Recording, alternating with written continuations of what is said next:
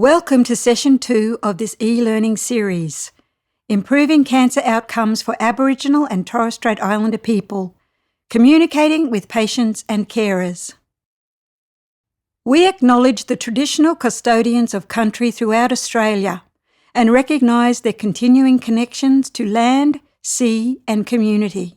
We pay our respects to their ancestors and their descendants and extend that respect to all Aboriginal and Torres Strait Islander peoples today.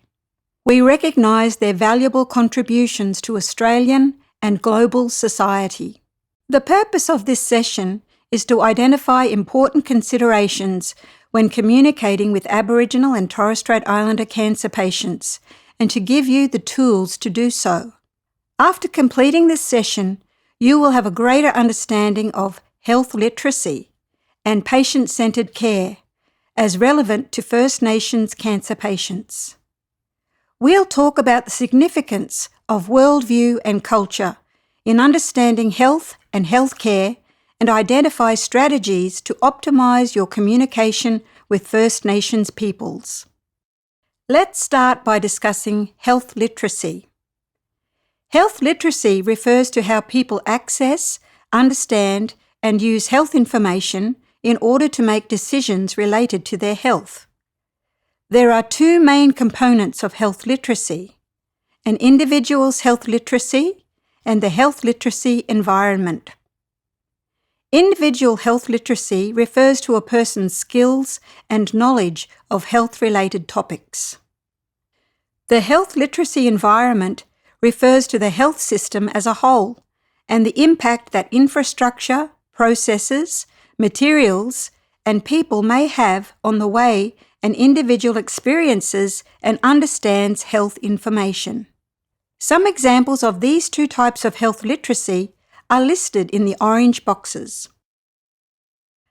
A person's health literacy is greatly influenced by a range of historical, social, cultural, and political factors, including education, socio-economic status, housing, social inclusion, and language. When these aspects of a person's life are not adequately supported, a person's health may suffer. This means that people most at risk of poor health are typically also most at risk of low health literacy. Aboriginal and Torres Strait Islander peoples typically have lower levels of health literacy when compared to other Australians. Therefore, supporting the health literacy of our First Nations peoples has the potential to considerably improve other significant health disparities. To improve health literacy, information must be accessible to all. This means information resources must be findable, readable, usable, actionable, and inclusive. It also means that this information must be communicated in a way that is simple, easy to understand, respectful, engaging, and uses a patient-centred approach. A patient-centred approach refers to providing healthcare that is respectful of and responsive to the individual or collective preferences, values, and beliefs of a patient and their family or community. It involves creating a partnership with the patient to understand and be directed by their needs in delivering cancer care. It also ensures the patient is involved in all aspects of decision-making throughout their cancer journey. Providing patient-centred care means engaging with the patient in a way that is compassionate, respectful, knowledgeable, and sensitive to the patient's goals and wishes. It ensures that the patient feels safe, of value, and is provided with the best health care for them and their family. Patient-centred care and health literacy are closely related. Providing patients with information to increase their knowledge and understanding of cancer and cancer treatment options, and communicating with them in a way they can understand, is fundamental to both improving health literacy and delivering patient-centred care. As a health practitioner, you have a vital role and responsibility in supporting the health literacy of your First Nations patients through safe and effective communication. Let's talk about how you can ensure safe and effective communication with your Aboriginal and Torres Strait Islander cancer patients and their families through these 6 easy strategies.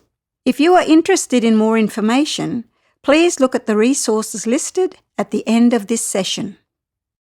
The first, and perhaps the most important strategy, is understanding your impact. This involves reflexivity. The term reflexivity recognises the relationship between one's life experiences and their practice. It involves drawing one's attention to their own assumptions, values, biases, beliefs, and worldviews, and questioning how these things influence their work. As health practitioners, it is important for you to think about you and your background and understand how these things impact your communication with your patients. Examples of some questions you can ask yourself are visible on screen.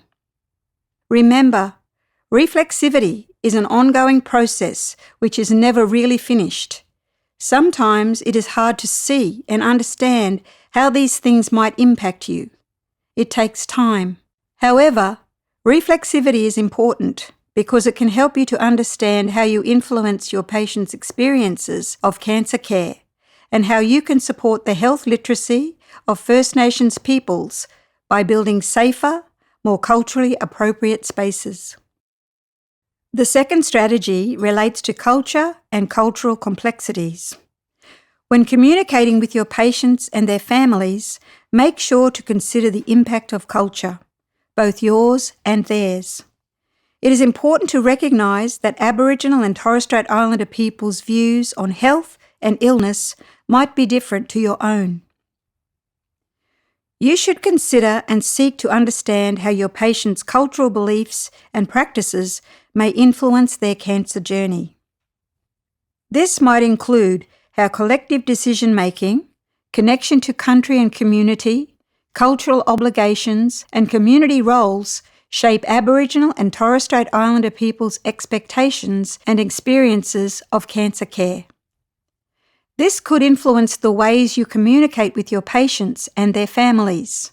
So, it is important to be an active listener and to keep an open mind. This may be a learning process. The ongoing impacts of historical contexts may also play a role in how Aboriginal and Torres Strait Islander peoples access and engage with cancer services.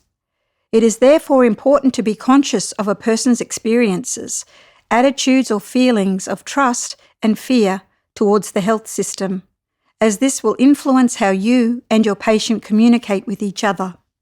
Aboriginal and Torres Strait Islander peoples are the holders of different languages, knowledge systems and beliefs, with great diversity within and between groups.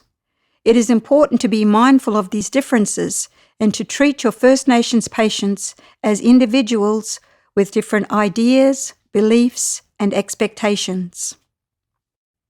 Let's talk a bit more about language differences. There are many languages and dialects spoken by Aboriginal and Torres Strait Islander peoples. In Australia today, especially in urban settings where most cancer services are located, many health practitioners expect that Aboriginal and Torres Strait Islander people will and should speak English. It's easy to assume that they'll therefore have no problem communicating in the health setting. This assumption is a major barrier to safe and effective care. Communication barriers can often exist even when English is used as a shared language. Aboriginal and Torres Strait Islander peoples may use English that is a dialect of Australian English. Therefore, make sure you ask your patient about their communication preferences and seek help when needed. This leads us to our third strategy, to seek support from people who can help. There are many people in or external to your workplace who can support your communication with Aboriginal and Torres Strait Islander patients, and some of these people are listed on screen. These people help to bridge the gap between Western healthcare systems and First Nations cultural expectations to provide culturally safe and effective care. If your patient support people can't be on site with them, you could consider using telehealth. This is a great way to include people who are important to your patient in your consultations and to ensure that your patient feels comfortable. The key is to ask your patient about who they would like involved in these consultations and how you can facilitate this. The next important strategy is to build rapport and create a safe environment. Building and maintaining relationships is important to many Aboriginal and Torres Strait Islander people. Introduce yourself in a warm and friendly way and don't dive straight into asking clinical questions about their health and cancer. Take the time, particularly in your first interactions with your patient, to get to know them and their family. Show an interest in the person by actively listening and being engaged. Be honest and genuine, friendly and personable.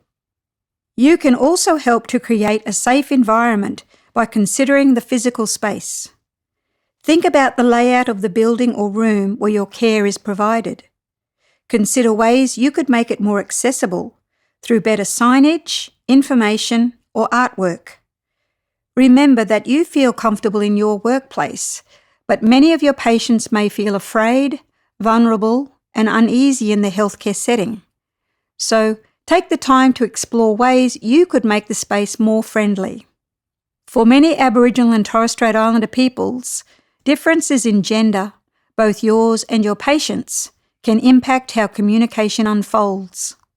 This is particularly relevant in consideration of the different cultural roles, ceremonies, and law. In health settings, there are some things that First Nations men and women of different genders cannot discuss, particularly in reference to physical bodies. To do so can cause shame and discomfort for First Nations patients and is considered culturally inappropriate. Being sensitive of this is important to building rapport and creating safe environments for patients. Another way to build rapport and create a safe environment is to take time and value silence.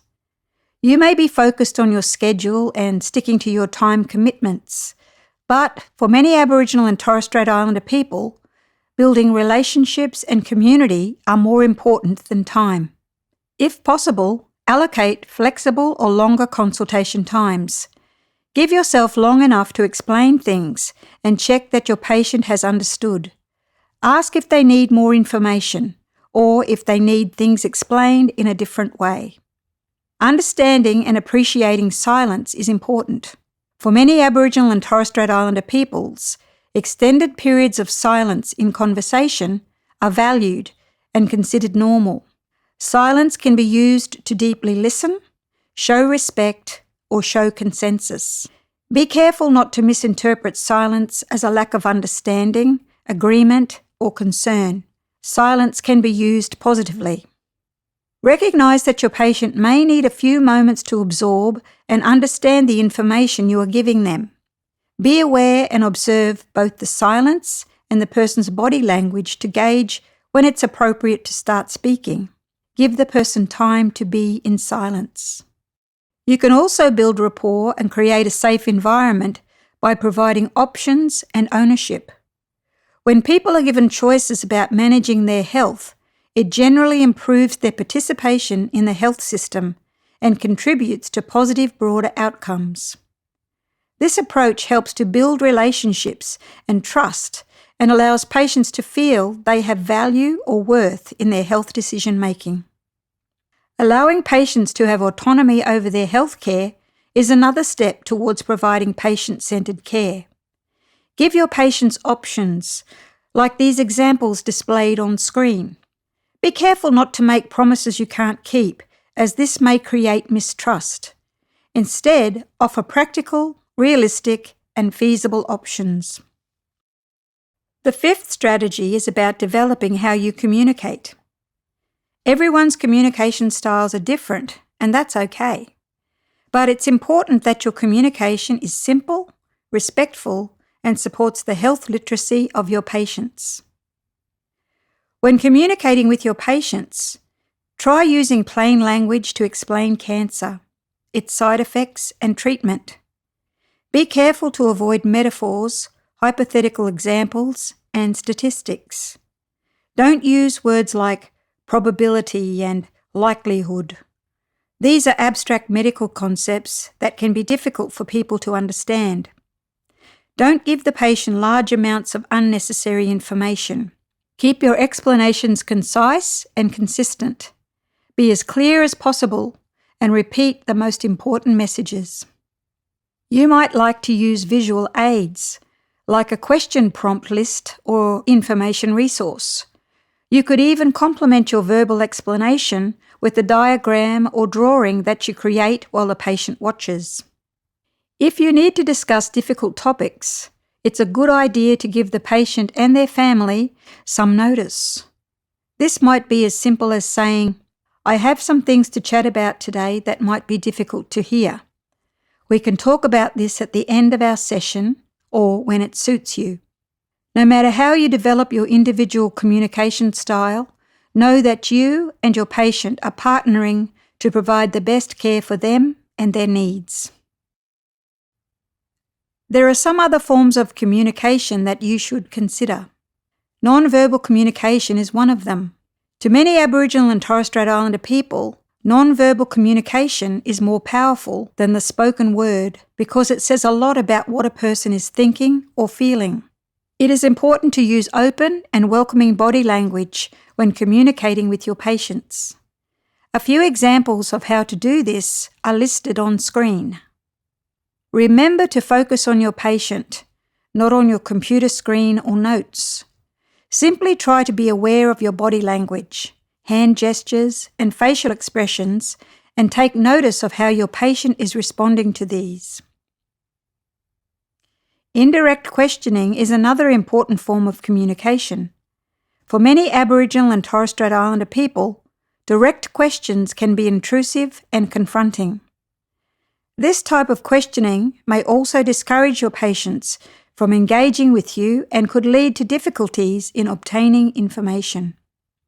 Instead of asking a direct question, you could try a softer approach, like framing a question as a statement, then allowing time for the patient to respond. Likewise, try to avoid using complex or compound questions. Examples of how to do this are displayed on screen. Remember that each of your Aboriginal and Torres Strait Islander patients will be different, with varying communication preferences. For some people and in some situations, direct questions may be okay. Be aware of the interaction you are a part of and modify your communication in line with your patient's needs. Let's look at how these strategies could be used in practice by exploring two scenarios. In this diagram, you can see that the health professional has communicated with their patient in an ineffective way. They have used technical language, complex medical terms, and processes not supported with visual resources. As a result, the patient has not understood the information that the practitioner was trying to convey. The two people are not on the same page. It's also possible that the health professional has not realised that the patient has not understood what's being discussed. However, in this instance, the health professional has effectively communicated their message. This is likely because they have taken their time to think carefully about their role and the influence of their background and beliefs, as well as the culture and cultural expectations of their patient. In doing so, they have been mindful to create a safe environment for their patient by using simple and respectful language to communicate what they are trying to say, and supported this with culturally safe and appropriate health information resources. They have sought help from people who are significant to their patient and provided patient-centred cancer care in line with the needs and health literacy of each person. As a result, the patient has clearly understood the information. This demonstrates that when you communicate in a way that is culturally safe and patient-centred, you can provide the best quality health care for your patient and their family. In summary, we have covered some important topics related to health literacy, patient-centred care, and strategies to improve your communication with your Aboriginal and Torres Strait Islander patients and their family. Remember that getting communication right takes time, attention, and thought. You may need to try many times before getting things right. Sometimes you will get things wrong, and that's okay. Be patient with yourself and be open to making mistakes. Remember that as a health practitioner, you play an important role in supporting your patient through their cancer care journey. Here are some helpful resources you may like to access to further your knowledge and understanding of health literacy and communication for Aboriginal and Torres Strait Islander peoples.